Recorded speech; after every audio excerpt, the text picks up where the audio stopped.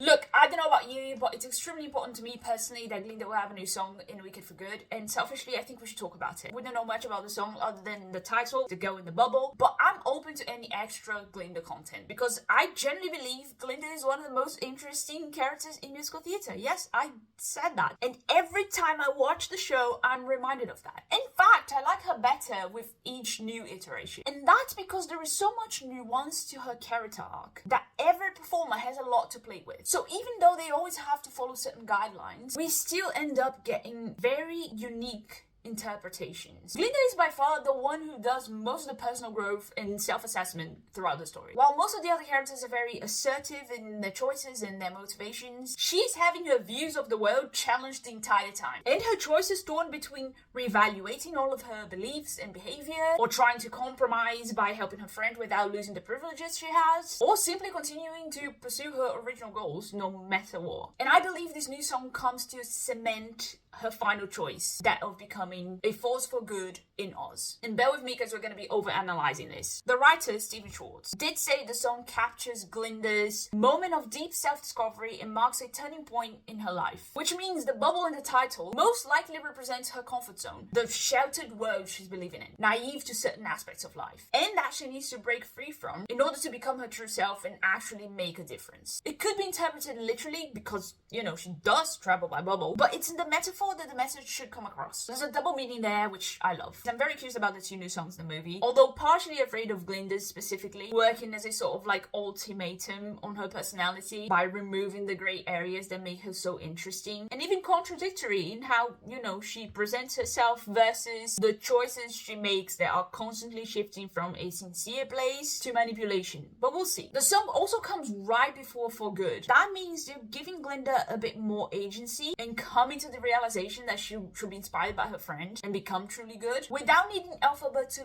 literally say the words of encouragement as she does at the beginning of the song. You know, when she sings, "You can do all I couldn't do, so now it's up to you." If the girl in the bubble means what I believe it means, then Glinda will have already understood that by then, that it's now in her hands to make a difference. And Elphaba will only be reinforcing a choice that she's already made. Besides, it would add a whole new layer to their friendship and strengthen their connection even further if Glinda realizes how much Elphaba helped her change before For Good. Once Elphaba starts singing about how she believes we're led to those who help us most to grow, and we help them in return, we'll know that Glinda feels the exact same way. It's like they have finally reached their common ground that they've been trying to meet at for the entire plot. Now they're fully in sync. Anyway, thanks for coming to my TED Talk.